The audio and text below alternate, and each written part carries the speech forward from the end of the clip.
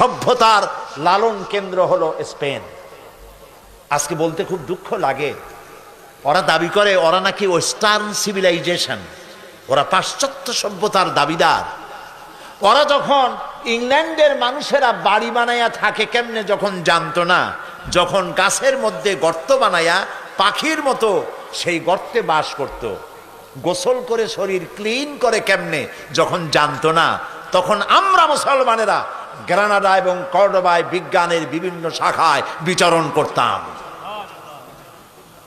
এ হাতের ঘড়িটা তো আমাদের আবিষ্কার করা, কম্পাস মুসলমানদের আবিষ্কার করা, বন্দুক, কামান, জিওমেট্রি, ম্যাথামেটিক্স, অ্যালজাবরা মুসলমানদের আবিষ্কার করা, ভূগোল, সায়েন্স এগুলি মুসলমানদের আবিষ্কার করা, চিকিৎসা বিজ্ঞান মুসলমানদের আবিষ্কার করা।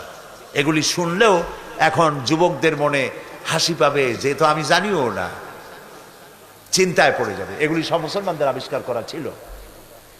যখন মানুষেরা যে জাতি লেখাপড়া বাদ দেয় সে তখন শাসক হয় না, শাসিত হয়ে যায়। কথা বুঝে আসছে? যারা লেখাপড়া করে তারাই শাসন করে, যাদের কাছে লেখাপড়া নাই তারা শাসিত হয়, শাসকদের জুতা টানে। আমি তো আমার নিজের চোখে দেখা কথা বলি, পড়াশোনা করি আর চোখ দিয়ে দেখি, তারপরে মানুষকে বলি। আজে বাজে কেসা কাহিনী, গাজী কালু, চম্পাবতীর গপ্প শুনাই না। ইউরোপ আমেরিকার স্টেশনগুলিতে বাস স্টপেজ, ট্রেন স্টেশন, বিমানবন্দর, ট্রেন আসতে দেরি আছে, বাস ছাড়তে দেরি আছে, প্লেন ছাড়তে দেরি আছে। ইউরোপ আমেরিকার লোকগুলি, মেয়ে লোক পুরুষ লোক, ব্যাগের থেকে বই বাইর করে, বই পত্রিকা ইত্যাদি নিয়ে পড়া শুরু করে দেয়। বাচ্চাগুলি, মায়ের সাথে যদি বাচ্চা থাকে, কম্পিউটার, ল্যাপটপ সাথে থাকে, সেই ল্যাপটপের মাধ্যমে বাচ্চাকে পৃথিবীর ভূগোল দেখায়, জ্ঞান শিক্ষা দেয়। আর আমরা ট্রেনে উঠলাম, চা গরম, চীনাবাদাম, ডাব খাবেন আর গল্প। হায় হায়, হাসির চোটে অট্ট হাসি, নাটকীয় হাসি, পাজামার ফিতা ছেঁড়া হাসি। এই জাতি বাঁচবে কি করে? যেই জাতির কোনো চিন্তা নাই, খালি খায়, জম্মের খাওয়া খায়, চিন্তা নাই, খাওয়া আর ঘুমানো। চিন্তা করুন তো, গত 100 বছরে আমরা কি আবিষ্কার করছি?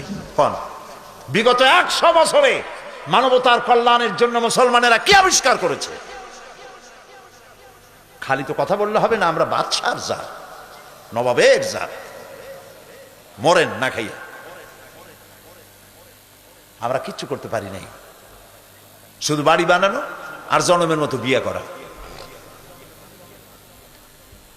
আমি কি হাসির খোরাক দিচ্ছি না চিন্তার খোরাক? কপাল পুড়ছে আমাদের। বিশ্বকবি আল্লামা ইকবাল কি সুন্দর করে বলেছেন, আ তুঝে বাতাও তকদীরে উমম ক্যা হ্যায়, আ তুঝে বাতাও তকদীরে উমম ক্যা হ্যায়, শমশীর ও সিনা আউয়াল তাউস ও রুবাব আখির। এসো, এই জাতির রাইজিং অ্যান্ড ফল, অরুজ এবং জাওয়াল, উন্নতি এবং অবনতি কেন হয় আমি তোমাকে শোনাই। এই জাতির হাতে যতদিন ছিল কোরআন আর শামশির, ততদিন পর্যন্ত পৃথিবী এই জাতির পায়ে চুমা খাইছে। আর যেদিন কোরআন আর শামশিরের পরিবর্তে মুসলিম জাতির হাতে এসেছে তবলা, বেহালা, তানপুরা, হারমোনিয়াম, সারিন্দা, নারিন্দা, সারেগামা, পাদানিসা, বাবা খালু, মামা নানা, কপাল তখন থেকে পড়া শুরু হইল। ঠিক না? হায়রে মুসলমান, কি নাচ! মেয়ে লোকের মতো চুল, এত বড় বড় পুরুষ, এত বড় বড় চুল, একবার এদিকে একবার ওইদিকে। এগুলো মানুষে দেখে, ওপেন কনসার্ট। আর এই গানের নাম পাপ গান নাকি? কপাল পোড়া। এগুলো মুসলমান? নাউযুবিল্লাহি মিন যালিক। আল্লাহ রহম করুক জাতির উপরে, বলি আমিন। চলুন আবার ফিরে যাই স্পেনে। সেখানে জ্ঞান বিজ্ঞানের চর্চা হচ্ছে।